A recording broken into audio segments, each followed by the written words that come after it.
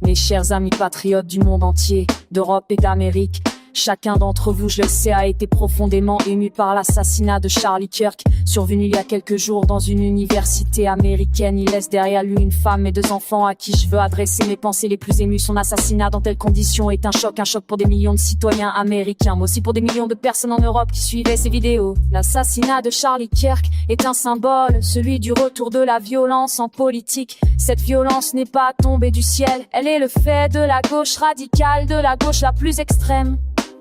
Ce nouveau totalitarisme politique légitime la haine contre des millions d'honnêtes gens dont le seul tort est d'aimer leur pays et de vouloir le préserver. Elle légitime la haine contre ses adversaires politiques en les dépeignant en monstres ou en fascistes. Elle déshumanise tous ceux qui ne pensent pas comme elle, et plus elle perd le soutien des peuples, plus elle se radicalise. Il est temps partout dans le monde de nous élever face au danger de la gauche radicale, de mener frontalement et fermement ce combat idéologique. En ôtant la vie de Charlie Kirk, ils ont abattu un homme, mais ils n'auront pas détruit pour ceux qui le soutenaient son héritage et sa mémoire. Cet héritage, c'est aussi la défense intransigeante de la liberté d'expression et de la confrontation.